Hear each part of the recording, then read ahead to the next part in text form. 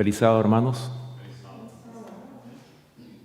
Qué privilegio, ¿verdad? Tenemos de congregarnos aquí en la casa del Señor para honrar y glorificar su nombre. Y digo que es un privilegio porque prácticamente con todas las prohibiciones que estamos viendo, especialmente en estos tiempos de pandemia, es un privilegio estar aquí congregados. Porque imagínense ustedes, hermanos, qué va a pasar más adelante si hemos visto leyes prohibitivas en este momento. ¿Cómo será entonces cuando vengan esas leyes que van a prohibir que su pueblo se congregue? Por eso es que nosotros tenemos que aprovechar estos tiempos que tenemos, estos tiempos de gracia, para podernos congregar y poder celebrar estas fiestas, porque yo creo que cada sábado es una fiesta lo que nosotros estamos celebrando, porque de hecho estamos celebrando el Día del Señor, ¿sí o no? Por esa razón, hermanos, tenemos que darle gracias al Señor por este privilegio que tenemos de congregarnos, porque va a llegar el tiempo en que nosotros no nos vamos a poder congregar en las iglesias. Para eso, el pueblo de Dios va a tener que estar preparado en la fe, en esa fe que una vez fue dada a los santos. El pueblo de Dios se va a tener que congregar en lugares apartados, lugares en que, como por ejemplo pasó en los tiempos de los valdenses, que los valdenses se tuvieron que congregar en una cueva. Ahí era donde los valdenses se congregaron por la persecución que había en esos tiempos. Estamos hablando de los 1260 años de supremacía papal. Por esa razón es que vemos claramente cómo nosotros ahora mismo, en estos tiempos de pandemia, que han utilizado esta pandemia para prohibirnos congregarnos, sin embargo, gracias al Señor, nosotros estamos aquí congregados. Bien, continuando con este mensaje, yo estoy presentando cada sábado, cuando me toca a mí presentar aquí en esta iglesia la palabra de Dios, estoy presentando una serie que la he titulado Los eventos finales.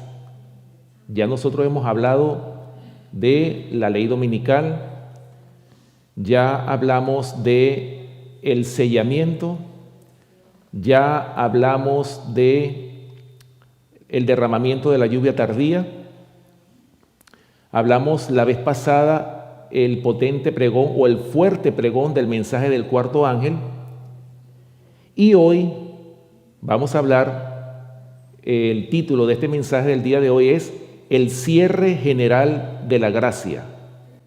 Ese es el título de este mensaje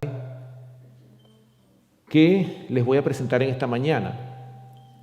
Ahora, hermanos, nosotros sabemos que tenemos un tiempo de gracia. ¿Y qué significa la gracia? ¿Qué representa para nosotros la gracia?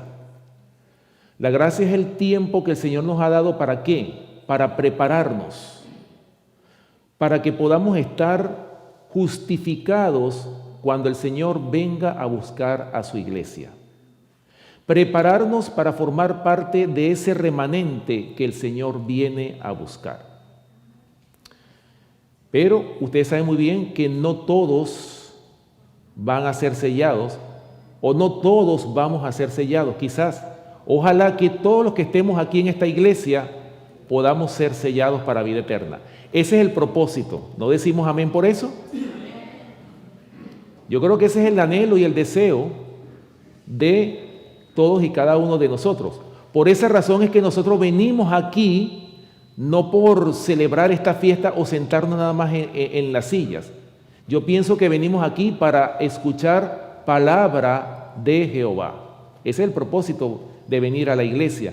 El propósito de venir a la iglesia es escuchar la palabra de Dios, meditar en ella y prepararnos, que nuestras conciencias puedan ser despertadas antes de que la gracia sea cerrada.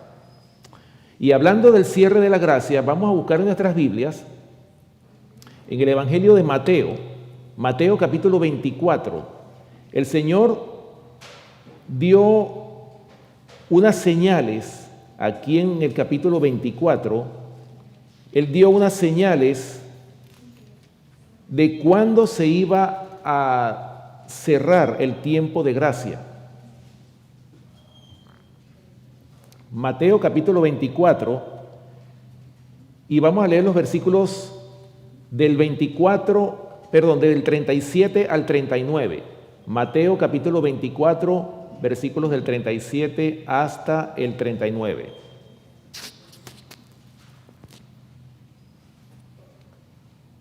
Mateo capítulo 24, versículos del 37 hasta el 39.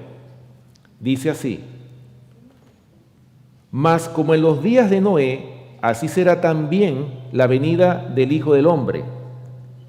Porque como en los días antes del diluvio, estaban comiendo y bebiendo, casándose y dándose en casamiento, hasta el día en que Noé entró en el arca, y no entendieron hasta que vino el diluvio y se los llevó a todos.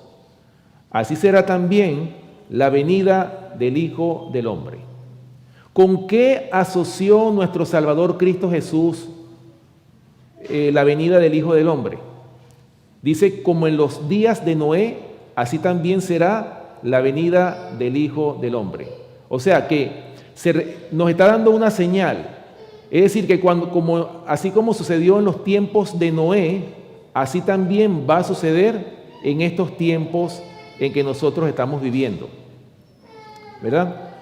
Ahora, hablando de Noé, nosotros pudiéramos citar Génesis capítulo 7. Vamos a Génesis capítulo 7, ¿verdad? Génesis capítulo 7,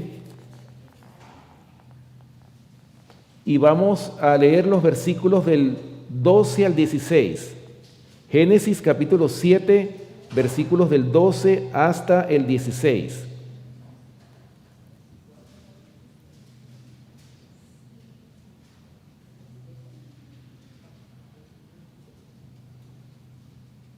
Génesis capítulo 7, versículos del 12 al 16 dice, Génesis capítulo 7, sí, versículos del 12 hasta el 16 dice, y hubo lluvia sobre la tierra 40 días y 40 noches.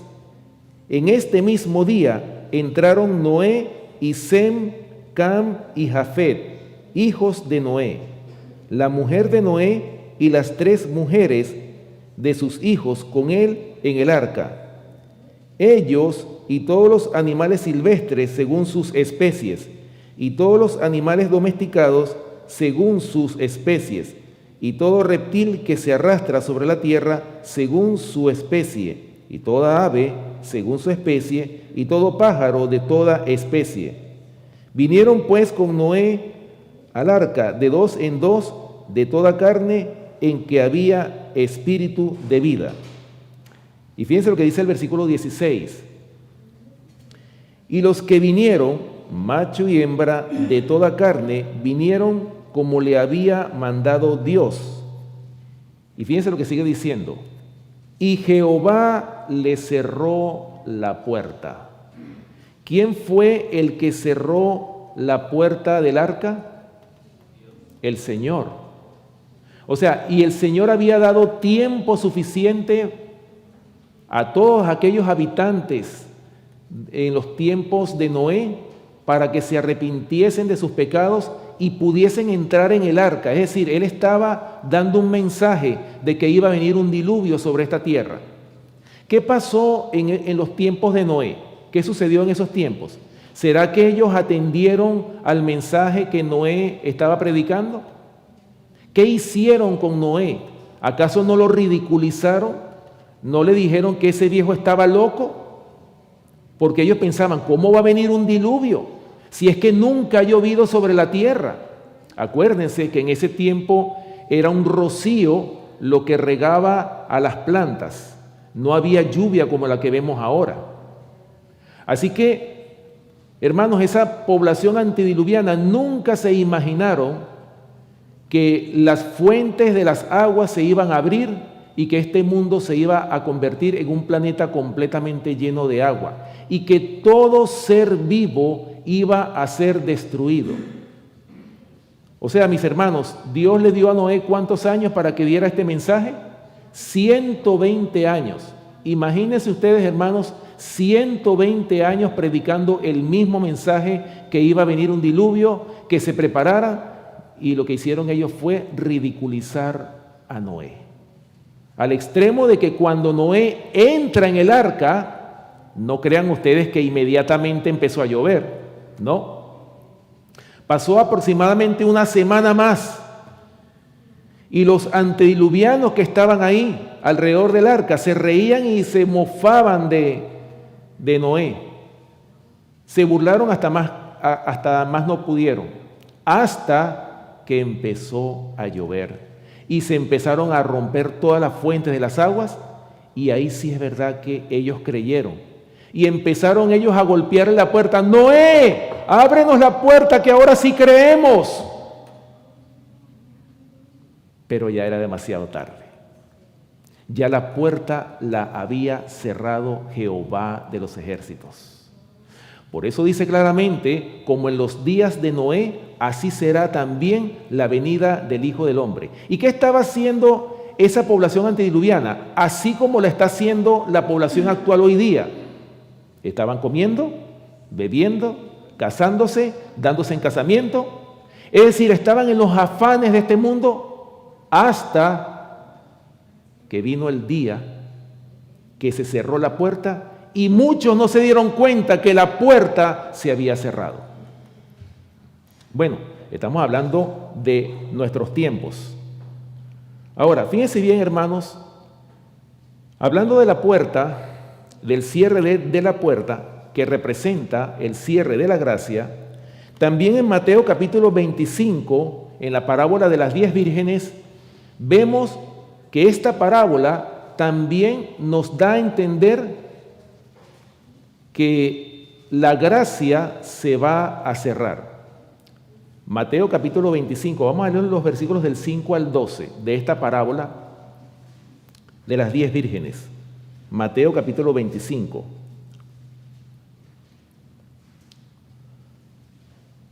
Ok, versículo 5 dice: y tardándose el esposo, cabecearon todas y se durmieron. ¿Cuántas se durmieron? Todas. Y a la medianoche se oyó un clamor: aquí viene el esposo, salid a recibirle. Versículo 7. Entonces todas aquellas vírgenes se levantaron y arreglaron sus lámparas, y las insensatas dijeron a las prudentes: danos de vuestro aceite, porque nuestras lámparas se apagan. Mas las prudentes respondieron diciendo: para que no nos falte a nosotras y a vosotras, id más bien a los que venden y comprad para vosotras mismas. Versículo 10. Pero mientras ellas iban a comprar, vino el esposo, y las que estaban preparadas entraron con él a las bodas, y se cerró la puerta. Versículo 11. Después vinieron también las otras vírgenes diciendo: Señor, Señor, ábrenos. Mas él respondiendo dijo: de cierto os digo que no os conozco. Oh, mis hermanos, qué palabras más tristes esas. Ojalá que esas palabras no se digan de nosotros. Ojalá que el Señor nunca diga: os aseguro que no os conozco. ¿Qué significa eso? Que el Señor no nos reconoce como sus hijos. Y eso es bien delicado. Por eso, hermanos, que mientras la gracia esté abierta, ¿cuál es la actitud que nosotros como pueblo debemos tomar? ¿Es de qué? De prepararnos. ¿Prepararnos por qué, hermanos? Porque de acuerdo a las señales que nosotros estamos viendo, la venida del Señor está más cerca que nunca. Estamos viendo ya el inicio de los eventos finales desde que esta pandemia comenzó en marzo de este año 2020. Estamos viendo cómo de aquí en adelante van a empezar a ocurrir una serie de eventos, los eventos finales que nosotros hemos estado esperando. Y no es que los estemos esperando porque querramos que sucedan, sino que vamos a ver que ante nuestros ojos van a ocurrir toda esta serie de eventos finales, cumpliéndose cabalmente lo que dice la profecía en la palabra de Dios. Bueno, y no solamente Mateo 24 dice esa señal, también en Lucas, el Evangelio de Lucas, vamos a Lucas capítulo 17, Lucas capítulo 17, versículos del 28 al 30. Lucas capítulo 17, versículos del 28 hasta el 30.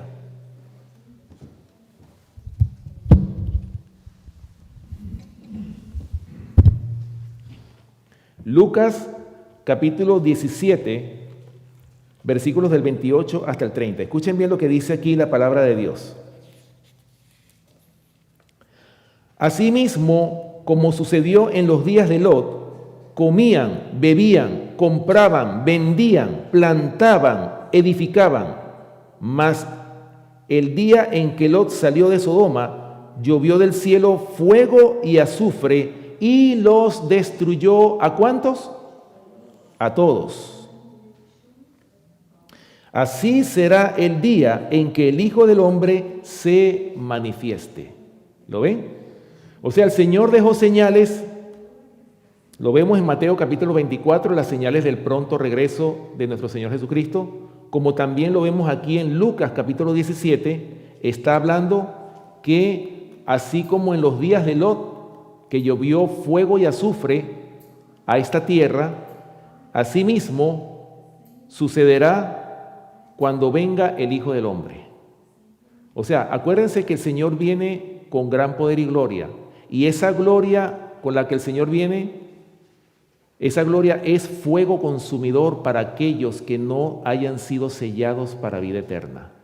Por esa razón, hermanos, es muy importante que nosotros como pueblo ahora mismo hagamos los arreglos que tenemos que tener, que tenemos que hacer para que nosotros podamos formar parte de ese pueblo que Cristo viene a buscar con gran poder y gloria.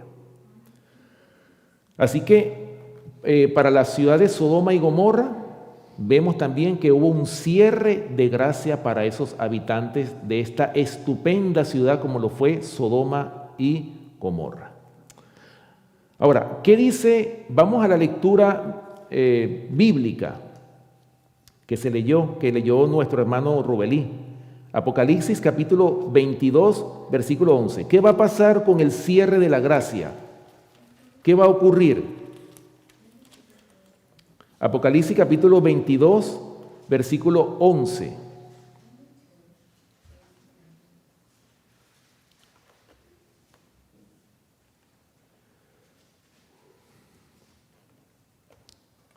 Apocalipsis capítulo 22, versículo 11 dice: el que es injusto sea injusto todavía, y el que es inmundo sea inmundo todavía, y el que es justo practique la justicia todavía, y el que es santo, santifíquese todavía. ¿Qué estamos viendo nosotros aquí? ¿Qué va a pasar cuando la gracia se cierre? Ya cada caso habrá sido decidido, o cada caso ya estaría decidido para siempre, ya no va a haber vuelta atrás. Ahora, ¿estamos nosotros conscientes, hermanos, de estas palabras? Porque muchas veces nosotros vivimos como que si no estuviera pasando nada. Imagínense ustedes que muchos de los profetas del Antiguo Testamento, profetas, patriarcas, apóstoles, ellos anhelaron vivir estos tiempos que nosotros estamos viviendo. Porque ellos anhelaban que todo esto se terminara de una vez por todas. Cuando el apóstol Juan estaba con el Señor Jesús esos 3 años y medio, él nunca entendió, o los apóstoles nunca entendieron en ese momento la misión que tenía nuestro Salvador Cristo Jesús. Pero cuando ellos recibieron ese chasco tan amargo, cuando crucificaron al Señor y el Señor ascendió al cielo, y después que el Señor ascendió al cielo, cuando ellos empezaron a comprender realmente quién era el que estaba delante de ellos por 3 años y medio, cuando ellos después de 10 días que el Señor ascendió al cielo, que ellos recibieron el Espíritu Santo con gran poder, entonces ellos comprendieron cuál era el propósito por el cual el Hijo del Hombre había venido a esta tierra.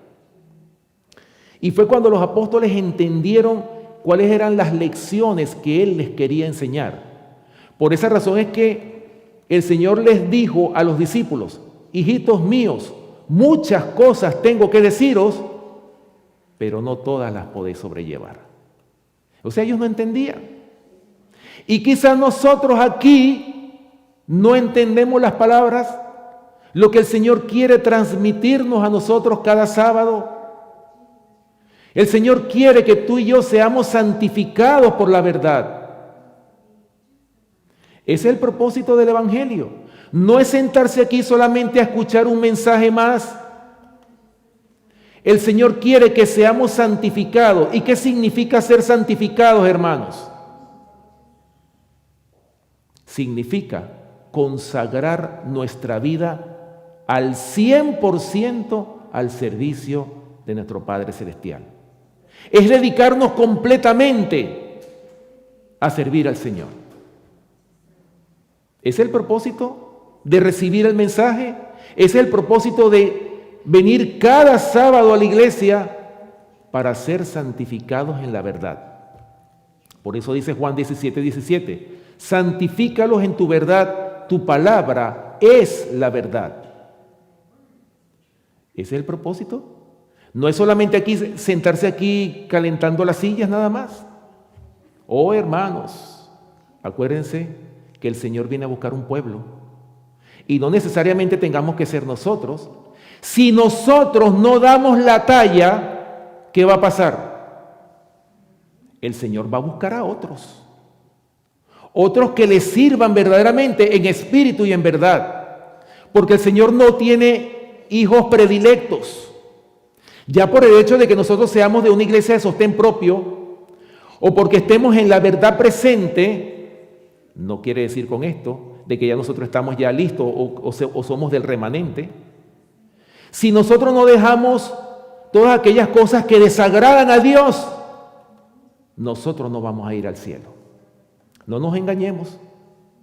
Ahora es el momento de prepararnos. Ahora es el momento de rendir nuestra vida en completa obediencia a nuestro Salvador Cristo Jesús. Así que el que es injusto sea injusto todavía, y el que es inmundo sea inmundo todavía, y el que es justo practique la justicia todavía, y el que es santo santifíquese todavía. Ezequiel capítulo 3, versículo 27. Vamos a buscar en nuestras Biblias Ezequiel capítulo 3, versículo 27. Ezequiel capítulo 3, versículo 27.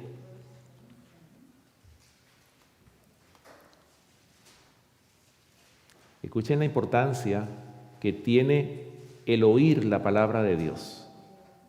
Por eso dice, bienaventurado el que lee y los que oyen las palabras de esta profecía y guardan las cosas en ellas escritas, porque el tiempo está cerca. Así lo dice Apocalipsis capítulo 1, versículo 3. Pero mira lo que dice Ezequiel capítulo 3, versículo 27, la importancia que tiene el oír la palabra de Dios, la importancia que tiene la obediencia de su palabra. Ezequiel capítulo 3, versículo 27 dice, mas cuando yo te hubiere hablado, abriré tu boca y les dirás, así ha dicho Jehová el Señor, el que oye, oiga, y el que no quiera oír, no oiga, porque casa rebelde son. Oh, hermanos, ¿a quién se estaba refiriendo el Señor? a la casa de Israel, a la casa de Jehová, al pueblo escogido de Dios, el pueblo que ha tenido gran luz y que ha tenido esta preciosa verdad. ¿Qué es lo que ha pasado con ese pueblo? ¿O cómo lo cataloga el Señor a este pueblo que no quiere oír? O sea, oye y no quiere obedecer. ¿Cómo lo cataloga el Señor? Casa rebelde son. ¿Lo ven? Oh, hermanos, ojalá que ese no sea nuestra condición como iglesia. Acuérdense que lo que se escribió en el Antiguo Testamento, lo que se escribió en el Nuevo Testamento, que muchos pudieran decir que era para la época de ellos, pero dice la palabra de Dios también que todo lo que se escribió para nosotros, los que hemos alcanzado los fines de la historia de esta tierra. Es para nosotros toda esta instrucción, tanto de la Biblia como del espíritu de la profecía. Todo se escribió para nosotros. Por eso es que nosotros somos un pueblo privilegiado. Nosotros como adventistas del séptimo día somos un pueblo privilegiado. El Señor nos ha dado estas preciosas verdades no para encerrarlas en 4 paredes nada más, sino ¿para qué? Para compartirlas, que no se repita en nosotros la historia del pueblo judío, que el pueblo judío encerró en 4 paredes las verdades del evangelio que ellos tuvieron en ese tiempo. Y para ellos los demás eran los inmundos, los gentiles. ¿Cómo será que despóticamente ellos le llamaban a los gentiles? Los perros. O sea, una palabra fuerte, ¿no? Hermanos, ellos se creían exclusivos de que Dios los había escogido a ellos y que no importa cómo vivieran, ellos iban a seguir siendo el pueblo de Dios. ¿Ustedes creen que Dios actúa de esa manera? Por un tiempo nosotros podemos ser parte de ese pueblo de Dios, pero si nosotros no cumplimos con las condiciones que están en la palabra de Dios, ¿qué va a pasar? Hermano, vamos a ser vomitados de la boca de Dios. Así lo dice el mensaje a la iglesia de la Odisea. Por cuanto eres tibio y no frío ni caliente, te vomitaré de mi boca. Ojalá fuese frío o caliente, pero eres tibio. Es decir, ni eres un buen mundano, ni eres un buen cristiano. O sea, estás en el medio. Eres una piedra de tropiezo. ¿Y qué es lo que el Señor quiere? Que nosotros seamos verdaderamente, estemos calientes. Y caliente significa estar en esta verdad presente del Evangelio eterno. ¿No decimos amén, hermanos?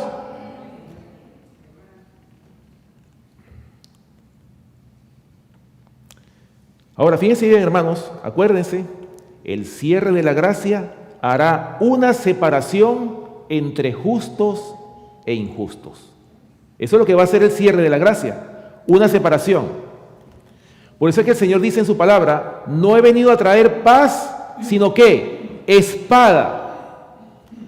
¿Y qué es lo que hace la espada? Corta, separa lo bueno de lo malo. ¿Ok? Ahora, fíjense bien, hermanos.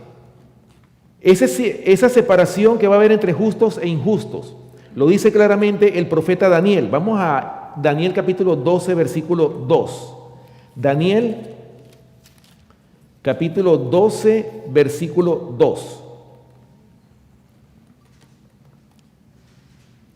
Para que ustedes vean que todo cierre de gracia ha causado una separación. Y estamos hablando, por supuesto, del cierre general de la gracia, que va a ocurrir dentro de no mucho tiempo. Daniel capítulo 12, versículo 2. Dice, y muchos de los que duermen en el polvo de la tierra serán despertados, unos para vida eterna y otros para vergüenza y confusión perpetua. ¿Qué es lo que vemos aquí? Que en aquel tiempo muchos serán despertados.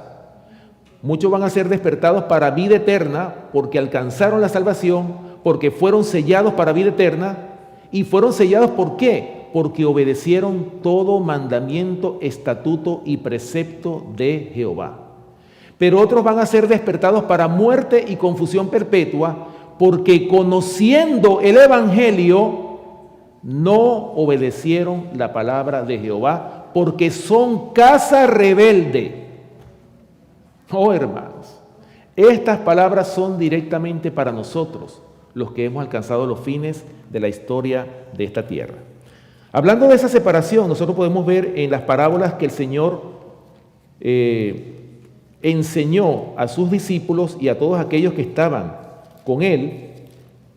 En Mateo capítulo 13 vemos la parábola del trigo y la cizaña. Mateo capítulo 13, vamos a Mateo capítulo 13 para leer los versículos del 24 al 30. Mateo capítulo 13, versículos del 24 hasta el 30. La parábola del trigo y la cizaña.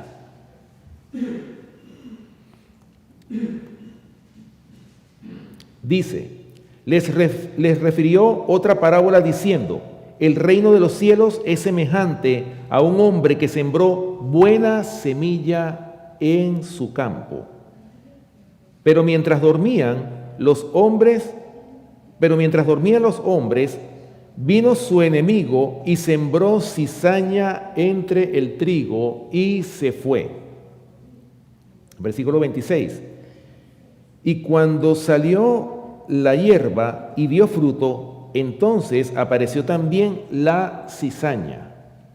Vinieron entonces los siervos del padre de familia y le dijeron: Señor, ¿no sembraste buena semilla en tu campo? ¿De dónde pues tiene cizaña? Él les dijo: un enemigo ha hecho esto. Y los siervos le dijeron: ¿quieres pues que vayamos y la arranquemos? Él les dijo: no sea que al arrancar la cizaña arranquéis también con ella el trigo. Dejad crecer juntamente lo uno y lo otro hasta la siega, y al tiempo de la siega yo diré a los segadores: recoged primero la cizaña y atadla en manojos para quemarla, pero recoged el trigo en mi granero. Versículos 36 al 43. Aquí está la explicación de esta parábola. Versículo 36 dice: entonces, despedida la gente, entró Jesús en la casa y acercándose a él sus discípulos le dijeron: explícanos la parábola de la cizaña del campo. Versículo 37. Respondiendo él les dijo: el que siembra buena semilla es el Hijo del Hombre. El campo es el mundo, la buena semilla son los hijos del reino, y la cizaña son los hijos del malo. El enemigo que la sembró es el diablo, la siega es el fin de siglo, y los segadores son los ángeles. Versículo 40. De manera que como se arranca la cizaña y se quema en el fuego, así será en el fin de este siglo. Versículo 41. Enviará el Hijo del Hombre a sus ángeles y recogerán de su reino a todos los que sirven de tropiezo y a los que hacen iniquidad, y los echarán en el horno de fuego. Allí será el lloro y el crujir de dientes. Entonces los justos resplandecerán como el sol en el reino de su Padre. El que tiene oídos para oír, oiga. Oh, hermanos, qué interesante, ¿no? Cómo el Señor Jesús le explicó a los discípulos, aparte, el significado que tenía esta parábola. Pero como podemos ver, hermanos, esta parábola está hablando de una separación del trigo y de la cizaña. Y es triste decir esto, pero a veces en nuestras iglesias, claro, no vamos a decir quién es trigo y quién es cizaña, pero aquí en toda iglesia, por lo general, casi siempre está el trigo junto con la cizaña. Ojalá que en esta iglesia todos seamos trigo y que no haya nada de cizaña, sería lo ideal, ¿verdad que sí? Pero depende de nosotros, depende de la elección que hagamos. Todos nosotros, los que estamos aquí, nos podemos convertir en trigo. ¿Para ir a dónde? A los graneros celestiales. Ese es el propósito. Es el propósito de venir aquí a la iglesia. ¿Para qué? Para aprender la palabra profética más segura, para aprender aquella palabra que nos lleva a un arrepentimiento sincero y que nosotros podamos ser esos siervos fieles que el Señor necesita para poder hacer esa obra y terminar esta obra y que Él pueda venir pronto a buscar a su pueblo. Bueno, esa es la parábola del trigo y la cizaña. También hay otra parábola, que es la parábola de la red. Aquí mismo en Mateo capítulo 13, vamos a leer los versículos del 47 al 50, la parábola de la red. También vemos aquí una separación. Mateo capítulo 13, versículos del 47 al 50. Escuchen bien lo que dice aquí esta parábola, conocida como la parábola de la red. Asimismo, el reino de los cielos es semejante a una red que echada en el mar recoge de toda clase de peces, y una vez llena, la sacan a la orilla, y sentados recogen lo bueno en cestas y lo malo echan fuera. Aquí vemos nosotros la separación. Así será al fin del siglo. Saldrán los ángeles y apartarán a los malos de entre los justos, y los echarán en el horno de fuego. Allí será el lloro y el crujir de dientes. ¿Se dan cuenta, mis hermanos? En esta parábola de la red, peces buenos y peces malos. ¿Qué va a pasar con los peces malos? Van a ser separados. Y los peces buenos son los que se van a aprovechar. Es decir, hermanos, así va a ocurrir cuando la gracia sea cerrada. Ahora mismo la iglesia se pueden congregar buenos y malos juntos y alabar el nombre del Señor. Por eso es que nosotros vemos en la parábola de las 10 vírgenes, y fíjense bien, hermanos, el nombre que tiene esta parábola: vírgenes. Y estas 10 vírgenes representan ¿a quién?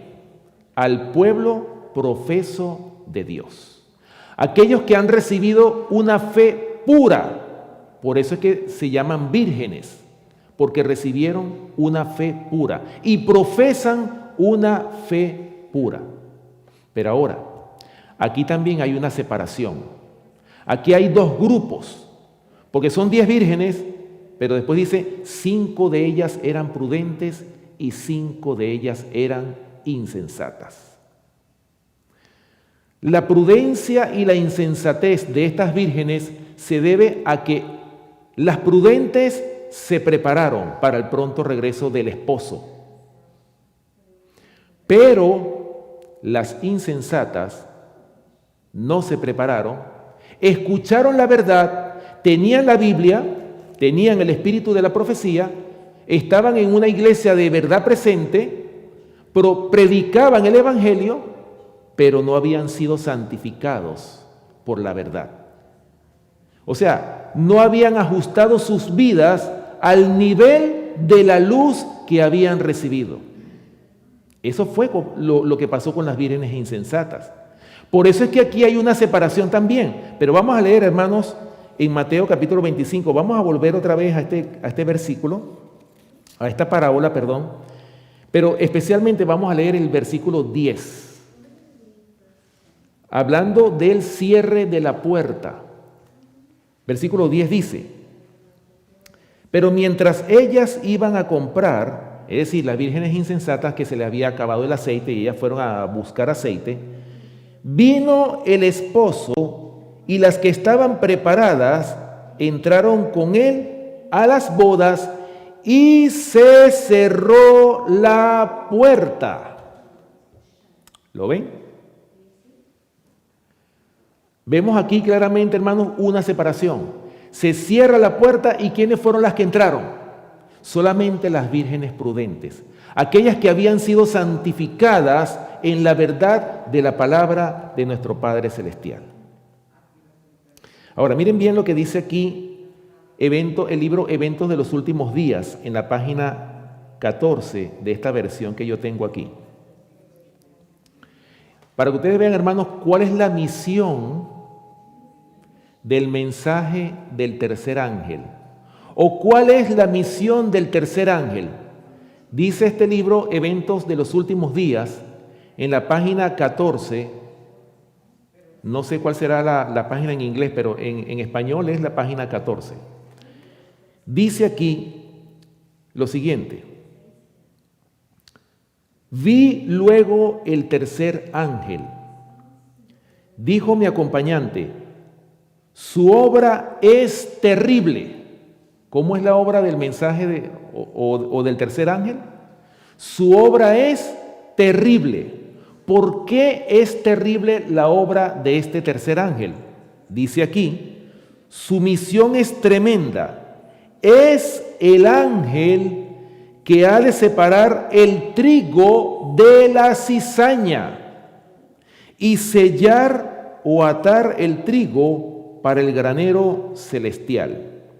Sigue diciendo esta cita: estas cosas debieran absorber completamente la mente y la atención. ¿Se dan cuenta? O sea, hermanos, ¿cómo deberíamos nosotros vivir en estos tiempos? ¿Será que deberíamos de vivir así descuidadamente como a veces vivimos nosotros? ¿Qué es lo que debiera absorber la mente de nosotros como pueblo de Dios? De que hay un ángel, el tercer ángel, su obra es terrible. ¿Por qué es terrible la obra de este tercer ángel? Su misión es tremenda porque ha de separar el trigo de la cizaña. Ahora mismo nosotros podemos congregarnos juntos aquí en la iglesia. El Señor sabe quién es trigo y quién es cizaña. Y ese ángel va a producir una separación entre el trigo y la cizaña, para que el trigo forme parte del ejército. Por eso dice la palabra de Dios, Jehová de los ejércitos. O sea, que nosotros somos los soldados del Señor. Pero para poder ser soldados del Señor, recuerden cuál es la condición principal que debe tener el pueblo que profesa la verdad. Es simplemente la obediencia a la palabra de Dios. ¿O es que acaso no dice Eclesiastés capítulo 12, versículo 13, que ese es el versículo que yo diría que es el versículo que resume toda la Biblia? Eclesiastés capítulo 12, versículo 13. ¿Por qué? Porque dice que el fin de todo discurso oído es este: teme a Dios y guarda sus mandamientos. ¿Por qué? Porque eso es el todo del hombre. ¿Lo ven? O sea, hermano, esa es la condición principal que Dios pide, que obedezcamos. Pero ¿por qué nos cuesta tanto obedecer? Quizás porque hemos descuidado la meditación personal. ¿Y cuál es la meditación personal? Hermanos, el estudio de la palabra y la oración personal. Eso debería ser nuestro pan cotidiano. Eso debería ser nuestra actividad diaria de todos los días. No cuando yo pueda o porque tengo que irme al trabajo, entonces me olvidé, ese día no estudié, no me preparé. Y sucede, hermanos, que el diablo siempre tiene una trampa preparada para nosotros todos los días. Y si nosotros no oramos antes de salir de nuestra casa, si nosotros no nos encomendamos al Señor en oración, si nosotros no estudiamos su palabra con oración para entender qué es lo que el Señor demanda de nosotros, ¿qué va a ocurrir? A lo mejor ese día nosotros podemos traicionar la causa de Dios sin darnos cuenta. Eso es lo que pudiera pasar. Por eso, mis hermanos, debemos de prestar atención a los tiempos en que nosotros estamos viviendo. Deberíamos nosotros de prestar mucho cuidado y meditar en esta cita que yo acabo de leer. El ángel, el tercer ángel, su misión es terrible. Es el ángel que está encargado de separar el trigo de la cizaña. Tengamos cuidado con eso. Luchemos para que nosotros formemos parte de ese trigo que el Señor viene a buscar. ¿No decimos amén? Así es. Ahora, fíjense bien, hermanos. Antes del cierre de la gracia, cada quien habrá tomado la decisión final. Unos para vida eterna y otros para vergüenza y confusión y muerte eterna. Ahora, hermano, hay algo muy importante que yo quiero hacer énfasis en esta mañana. Así como todos los eventos finales, yo no sé si ustedes se acuerdan, cuando yo comencé a presentar esta serie de mensajes, yo presenté y senté una base bíblica de que desde 1844 hasta que Cristo venga, ninguna de las profecías que tienen que ver con los eventos finales no tiene una fecha definida. Eso es muy importante que nosotros lo entendamos, porque hay algunos que se han levantado por ahí, algunos predicadores, que están poniéndole fechas a los eventos finales, hermanos. Y claramente tanto la Biblia como el espíritu de la profecía nos afirman que ninguno de los eventos finales tienen fecha específica. No como, por ejemplo, la profecía de las 70 semanas. Yo le voy a poner este ejemplo, la profecía de las 70 semanas. La profecía de las 70 semanas tiene un inicio y un fin, porque dice el versículo 25 de Daniel 9, de capítulo 9, que dice: y desde la salida de la orden para restaurar y edificar a Jerusalén hasta el Mesías príncipe habrá 7 semanas y 62 semanas se volverá a edificar la plaza y el muro en tiempos angustiosos. Es decir, en esta profecía el profeta Daniel está dando una fecha específica, pero en el caso de las profecías que tienen que ver con los eventos finales, ninguna profecía, hermanos, tiene una fecha definida. Y eso es muy importante que lo entendamos. Yo hago mucho énfasis en esto porque se han levantado grandes predicadores a ponerle fecha a los eventos finales. Aún están calculando el tiempo en que Cristo va a venir. ¿O es que acaso la palabra de Dios no dice que nadie sabe el día ni la hora? ¿Cómo es posible que se le ponga fecha a un evento como la venida de nuestro Salvador Cristo Jesús? Cuando el mismo Señor dijo: nadie sabe el día y la hora en que el Hijo del Hombre ha de venir a esta tierra a buscar a su pueblo. Por lo tanto, hermanos, que nosotros tenemos que obedecer lo que dice la palabra de Dios. Por eso es que hay tanta confusión, porque el pueblo de Dios no ora. El pueblo de Dios, hermanos, no se está preparando. Y el Señor va a venir y se va a cerrar la gracia, y cada caso va a ser decidido para vida eterna o para muerte y confusión perpetua. Hermanos, en esta mañana el Señor nos está haciendo el llamado a cada uno de nosotros para que abandonemos las malas prácticas, todo aquello que se opone a lo que el Señor dice en su palabra.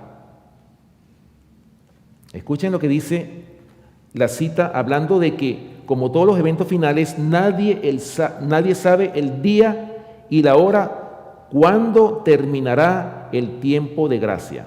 Voy a leerles aquí en Eventos de los Últimos Días, en la página 231. Escuchen bien lo que dice esta cita. En cuanto a que nadie sabe el tiempo cuando la gracia se va a cerrar. Dice aquí: Dios no nos ha revelado el tiempo cuando terminará este mensaje o cuando el tiempo de gracia llegará a su fin. Oiga, yo creo que estas palabras son claras. Yo creo que esto no necesita de explicación, hermanos. Aquí está completamente claro de que nadie sabe, o Dios no ha revelado el tiempo cuándo terminará este mensaje o cuándo el tiempo de gracia llegará a su fin. Aceptemos las cosas reveladas, para nosotros y para nuestros hijos, pero no procuremos saber lo que ha sido mantenido secreto en los concilios del Todopoderoso. Me han llegado cartas preguntándome si tengo alguna luz especial en cuanto a la fecha de la terminación del tiempo de gracia. O sea, en otras palabras, que le han preguntado a ella, ¿cuándo se va a cerrar la gracia? ¿Pero qué dice aquí ella? Y contesto que solo tengo este mensaje que dar, que ahora es el tiempo de trabajar mientras dure el día, pues viene la noche cuando nadie puede obrar o trabajar. O sea, ¿qué es lo que tenemos nosotros que hacer? En vez de estar pendiente de saber cuándo se va a cerrar la gracia, ¿qué es lo que deberíamos nosotros hacer ahora mismo? Hermanos, prepararnos, trabajar para que este mensaje pueda ser difundido a toda nación, tribu, lengua y pueblo. Ese es el propósito.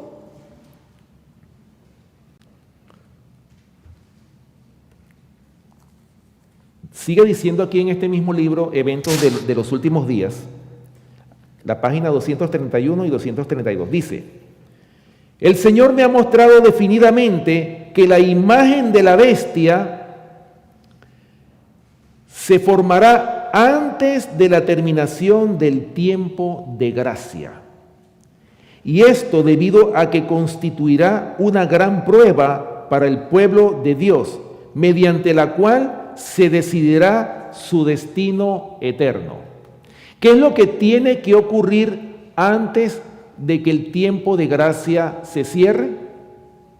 Dios le mostró a la sierva de que antes de que se cierre la gracia, se tiene que haber formado la imagen de la bestia. ¿Por qué? Porque la imagen de la bestia constituirá la gran prueba para el pueblo de Dios. ¿Y qué es la imagen de la bestia? La imagen de la bestia es nada más y nada menos que la formación de esa nueva religión que va a estar constituida en puntos comunes de doctrinas. Es decir, el protestantismo apóstata apoyando la firma o la declaratoria de una ley dominical. Hermanos, nosotros, todos los que estamos aquí, tenemos que prepararnos para esa gran prueba que viene. Porque recuerden que Apocalipsis capítulo 13 lo dice claramente, que ninguno podrá comprar ni vender si no tiene la marca de la bestia o el número de su nombre. Y ya nosotros sabemos lo que significa la marca de la bestia, que es la adoración de un falso día de reposo, como lo es el día domingo. Hermanos, la lucha es terrible lo que viene. Ya este mundo está yendo en pos de la bestia y de la imagen de la bestia. Por eso es que el remanente va a estar prácticamente solo. ¿Ustedes se imaginan después que se cierre la gracia? Si nosotros ahora mismo no hemos ejercido fe, que ahora nuestro Señor Jesucristo está intercediendo en el santuario celestial, lugar santísimo, ¿cómo será entonces cuando tengamos que vivir sin intercesión? Solamente los 144,000 van a pasar por ese tiempo de angustia, cual nunca ha habido desde que hubo gente hasta entonces.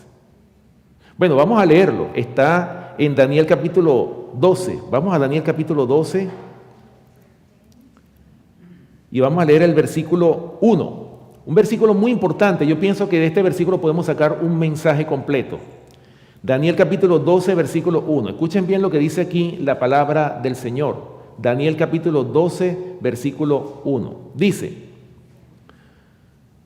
en aquel tiempo se levantará Miguel, el gran príncipe que está de parte de los hijos de tu pueblo, y será tiempo de angustia, cual nunca ha habido desde que hubo gente hasta entonces. Pero en aquel tiempo será libertado tu pueblo, todos los que se hallen escritos en el libro. Por supuesto, ese es el libro de la vida del Cordero. ¿Qué va a pasar en ese tiempo? Dice que en ese tiempo se levantará Miguel. ¿De dónde o quién es Miguel? Miguel es nuestro Salvador, Cristo Jesús. O sea, ¿de qué se va a levantar Miguel? O sea, ¿qué es lo que está haciendo ahora mismo Miguel? Miguel está en este momento, hermanos, está intercediendo ante el Padre en el santuario celestial, lugar santísimo. Está intercediendo por ti, por mí, por todos nosotros. Y desde el santuario, desde el lugar santísimo, el Señor está intercediendo por cada uno de nosotros, diciéndole al Padre: Padre, mi sangre la derramé por este hijo rebelde, dale un tiempo más para que se arrepienta, porque yo derramé mi sangre por ese hijo. Dale un tiempo más a él para que se arrepienta. Eso es lo que está haciendo el Señor en este momento, intercediendo por nosotros, dándonos un tiempo más.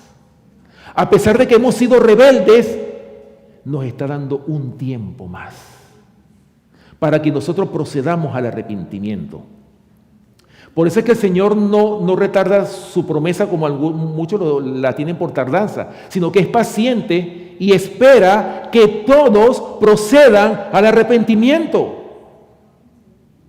Eso es lo que está haciendo el Señor. Oh, hermano, qué amor tan grande tiene el Señor por nosotros. Por eso es que dice: de tal manera amó Dios al mundo, que ha dado su Hijo unigénito, para que todo aquel que en él crea no se pierda, mas tenga vida eterna. Oh, hermanos, un amor grandioso, un amor que nosotros no entendemos, que no cabe en nuestra mente. Es un misterio para el hombre el amor de Dios. Pero el Señor quiere que nosotros nos familiaricemos con ese amor que Él tiene. Eso es lo que el Señor quiere. Pero todo eso tiene que ocurrir ¿cuándo? Antes de que se cierre el tiempo de gracia. Eso tiene que ocurrir antes, porque después es demasiado tarde para nosotros arrepentirnos. Como pasó con los antediluvianos. Noé, ábrenos, que ahora sí creemos que va a venir un diluvio. Demasiado tarde, demasiado tarde. Ya la puerta se ha cerrado. Pero hermanos, ahora mismo la puerta todavía está abierta y el Señor te está invitando a ti, me está invitando a mí al arrepentimiento, hermanos, para que no nos quedemos en esta tierra, para que no pasemos por esa vergüenza y confusión perpetua que es la muerte eterna. El Señor quiere que tengas vida y que la tengas en abundancia. Escuchen lo que dice aquí el conflicto de los siglos, hablando de ese cierre de la gracia, ese tiempo de angustia. Páginas 671 y 672. Escuchen lo que dice aquí, conflicto de los siglos, páginas 670 y 671. Dice: cuando él abandone el santuario, recuerden que Miguel se va a levantar, ¿no? Cuando él abandone el santuario, las tinieblas envolverán a los habitantes de la tierra. ¿Qué va a pasar cuando Miguel abandone el santuario? Las tinieblas envolverán a los habitantes de la tierra. Durante ese tiempo terrible, escuchen esto, durante ese tiempo terrible, ¿qué va a pasar? Los justos deben vivir sin intercesor a la vista del santo Dios. Nada refrena ya a los malos y Satanás domina por completo a los impenitentes empedernidos.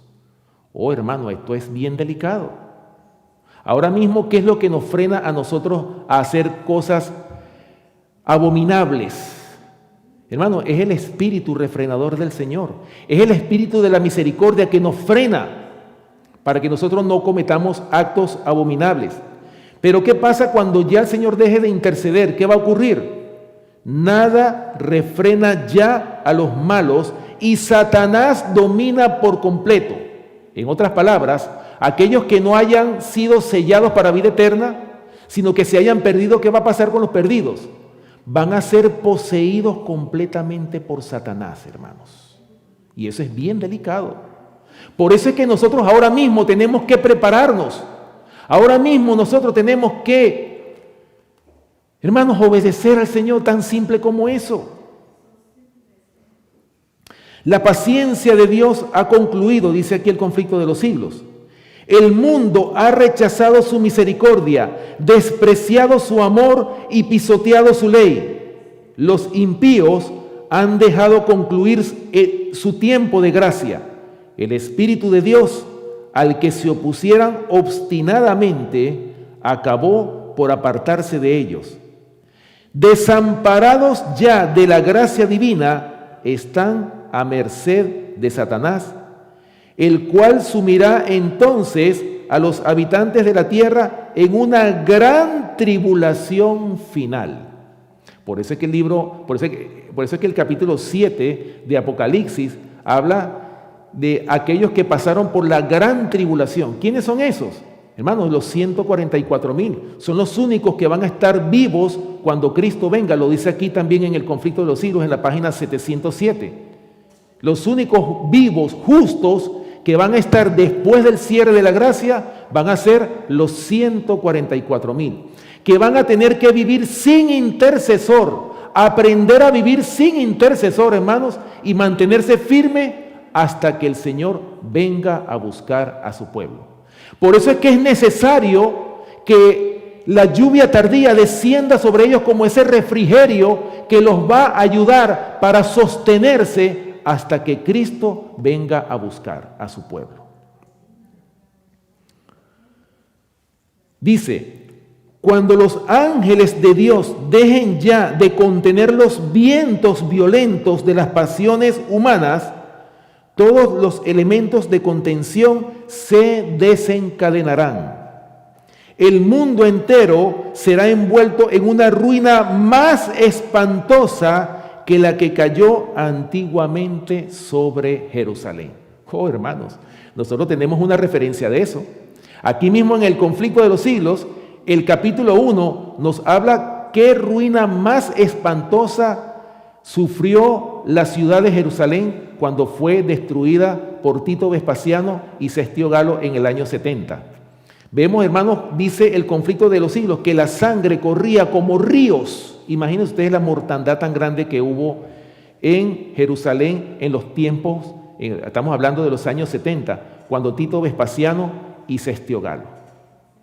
Por eso, hermanos, dice que el mundo se va a ver envuelto, después que se cierre la gracia, en una ruina más espantosa que la que cayó antiguamente sobre la ciudad de Jerusalén. ¿Ustedes se imaginan eso? ¿Algo peor que lo que nosotros hemos estudiado aquí en el conflicto de los siglos? Por eso, hermanos, ojalá que estas cosas verdaderamente puedan despertar nuestra conciencia, hermanos, del tiempo en que nosotros estamos viviendo. Tiempos solemnes, tiempo de angustia de Jacob es lo que viene sobre este mundo. Nada bueno viene sobre este planeta Tierra. Así nosotros traicionemos la causa de Dios para vivir una vida cómoda, o así estemos de parte del remanente que va a tener que transitar por ese camino estrecho, de cualquiera de los dos lados, nada bueno nos espera en este planeta Tierra. Porque destrucción tras destrucción es lo que le espera a este mundo. ¿Y qué mejor que tomar el camino estrecho? ¿Qué mejor que pasar primeramente esa prueba tan dolorosa y tan difícil? Pero cuando la pasemos, hermanos, ¿cuál va a ser el premio? Bueno, el Salmo 91 lo dice. Ese Salmo 91 se aplica especialmente a los 144,000. Porque dice que caerán a tu lado 1,000 y 10,000 a tu diestra, mas a ti no llegará. O sea, van a ver caer las 7 postreras plagas, hermanos, y a ellos ni siquiera una plaga los va a tocar. Van a ver, hermanos, ese gran terremoto, es decir, todas las 7 postreras plagas que van a caer, y a ellos ni siquiera nada les va a ocurrir. Esa es la promesa, pero toda promesa tiene su condición. Toda promesa tiene su condición. Dice Primeros Escritos, una cita que les voy a leer aquí, Primeros Escritos, páginas 57 y 58.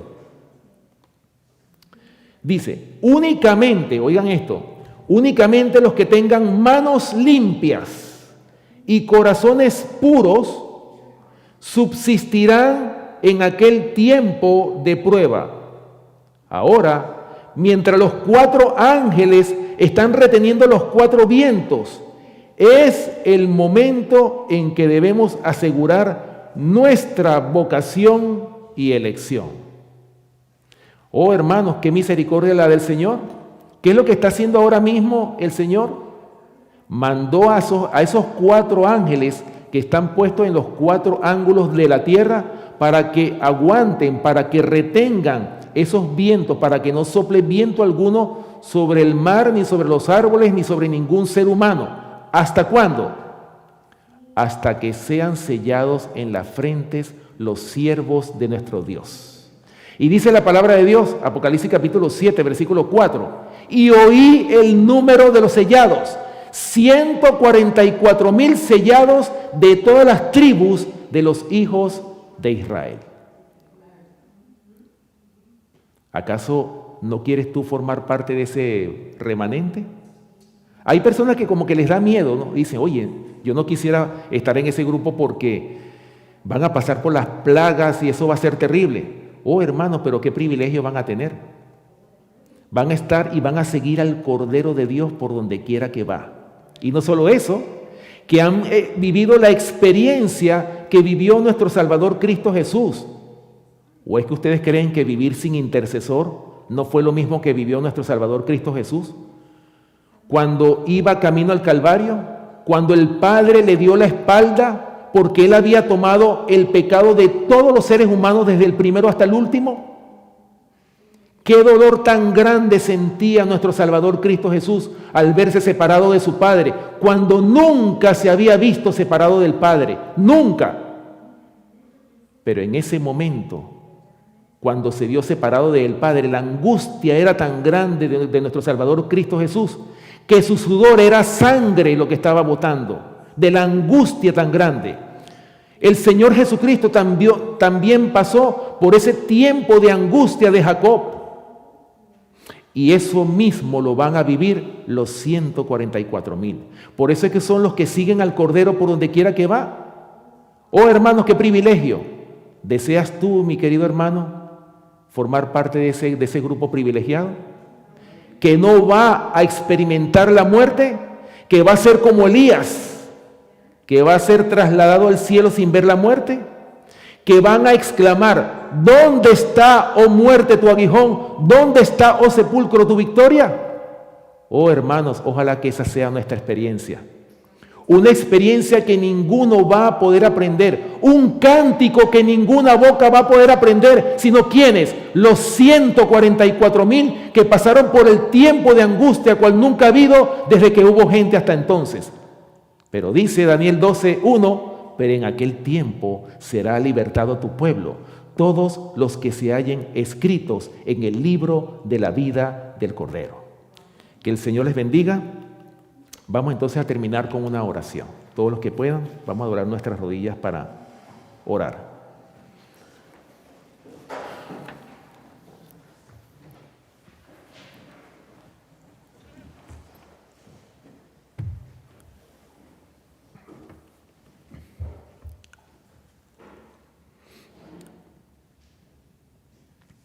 Amantísimo Padre que moras en los cielos, en esta hora, Señor, nos postramos ante ti porque queremos, Señor, ser santificados por estas preciosas verdades que tú nos has dado, tanto en la Biblia como en el espíritu de la profecía.